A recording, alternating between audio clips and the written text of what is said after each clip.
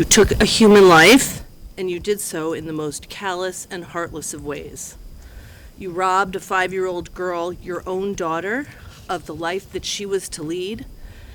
You stole from your sons a sister. You took a daughter from her mother.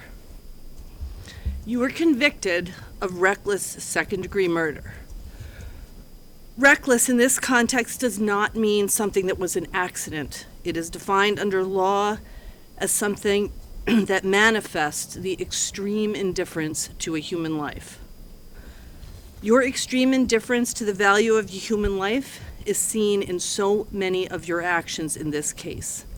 In 2019, you beat Harmony.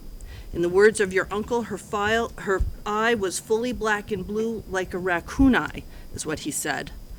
Your words, when asked, were, quote, "I bashed her around the effing house." And then you hid her from the view of others, and you kept her from those that came to help her. On the date that you murdered her, you didn't hit her once. You punched her in the head repeatedly. You beat her in the car while at stoplights, more than one time.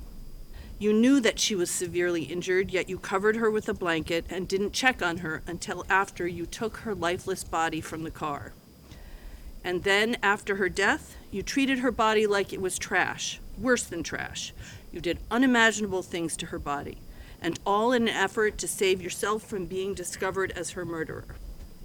And then, on top of that, you threatened, abused, and beat your wife to keep her silent. Your criminal history similarly reflects your extreme indifference to the value of human life. Your actions having taken both a physical and emotional toll on so many. In 2008, you were convicted of criminal threatening after pointing a knife at a 15-year-old girl. In 2010, you were convicted of armed robbery and assault and battery with a dangerous weapon in a home invasion incident in which it was reported that you held up a woman at gunpoint, terrorizing her to the point that she lost control of her bodily functions. In 2009, you were convicted of first-degree assault for stabbing another person. In 2014, you were convicted of assault and battery with a dangerous weapon and larceny in a case in which it was reported that you shot a man in the face. In 2019, you were convicted of 2 counts of armed career criminal, 2 counts of theft, and 2 counts of receiving stolen property, all of the charges stemming from the thefts of firearms, guns, exchanges of guns for drugs and money. The court has to consider 3 primary goals of sentencing: punishment, deterrence, and rehabilitation. The focus today is on your convictions in this case: second-degree murder, falsifying physical evidence, witness tampering, abuse of a corpse, and second-degree assault. But the prior convictions are important, and they're important as well as each of them reflects not just your extensive criminal conduct, but each of them represents an opportunity after sentencing for you to have changed the trajectory of your life, to change how you were treating other people. But you were either unwilling or unable to do so. And as a result, at this point, the court has the responsibility to impose a sentence that not only punishes you harshly for the crimes that you have committed, but considers deterrence, that is, how to keep you from hurting others. In light of the egregious nature of the crimes of which you have been convicted in this case, and taking into consideration your extremely violent criminal history, the court finds the only way to do this is to keep you off the streets. To the extent you seek to rehabilitate yourself, that will have to happen behind the prison walls. Harmony was an innocent 5-year-old girl. You treated her in the worst of possible ways, in both her life and in her death. Therefore, the court sentences you as follows. On charge ID 2027112C, the charge of second-degree murder, you are sentenced to the New Hampshire State Prison for not more than life nor less than 45 years. That sentence is stand committed. That sentence is consecutive. All of these sentences, I should say now, are consecutive to each other, as well as consecutive to docket 216-2022 CR 577, which are the sentences that you're currently serving. Additionally, you're to participate meaningfully and meaningfully and complete any counseling, treatment, or education programs as directed by the correctional authority or probation, parole. Law enforcement agencies may return evidence to its rightful owner. You are ordered to be of good conduct and comply with all the terms of this sentence. This is also consecutive to the second-degree assault charge in the docket ending in 2-0. That is charge ID 1937947C. Do you have any questions about that sentence? Nope. On charge ID 2027113C, falsifying physical evidence, on this charge, you are sentenced to New Hampshire State Prison for not more than 7 years nor 3.5 years. This sentence is stand committed, consecutive to all of the other charges that I'm about to read you, as well as consecutive to the second-degree assault charge and the docket ending in 2-0 and the sentences that you are presently serving. You do have the obligation, as with the other sentences, to meaningfully participate in programming as directed by the correctional authority or probation, parole. You're ordered to be of good conduct and comply with all the terms of that sentence.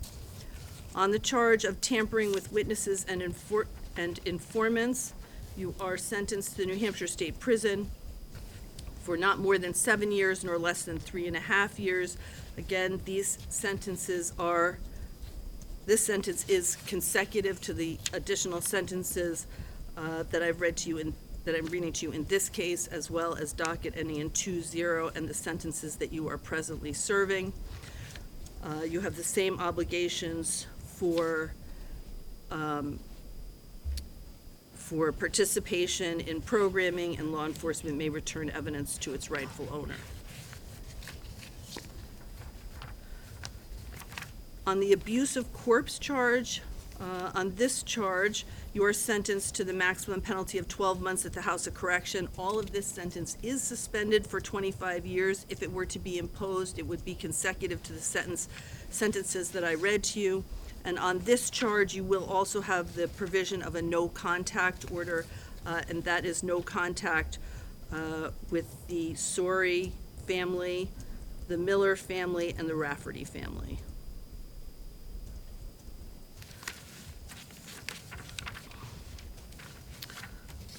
That sentence is also consecutive were it to be imposed to all of the other sentences in this case and the sentence you're currently serving. On the second-degree assault charge, charge ID 1937947C, you are sentenced to New Hampshire State Prison for not more than 8 years nor less than 4 years. This sentence is consecutive to the sentences in docket 216-2022 CR 2372. This is charge ID 1937947C. On this charge, you have the additional requirement, as you have in the other cases, to meaningfully participate in programming. Law enforcement agencies may return evidence to its rightful owner, and you're obligated to be of good behavior and comply with all the terms of the sentence. Do you have any question about those sentences? No, I do not. All right, before you go, counsel approach, please.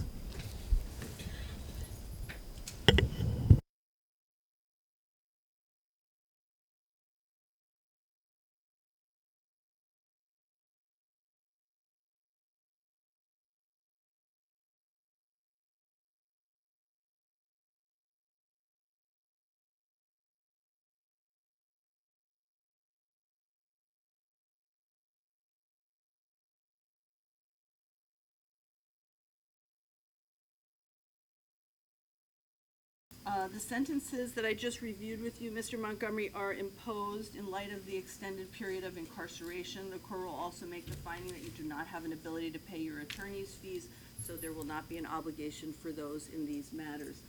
The clerk will now address you regarding sentence review. Mr. Montgomery, you are hereby notified that you have the right to apply for review of the state prison sentence imposed on you on May 9th, 2024. The application may be filed within 30 days after the date of the sentence, but not thereafter except for good cause shown. If you file such an application, your sentence will be reviewed by a board of 3 members who will be either judicial referees and/or superior court judges. review of the sentence may result in a decrease or increase of the minimum or maximum term within the limits fixed by law, or there may be no change in the sentence. A form for making application, if you wish to do so, is set forth below. Mr. Montgomery, this applies for both cases 216-2022 CR 20 and 216-2022 CR 2372. I'll leave those with you. Thank you. Do you want to sign them now? Yeah.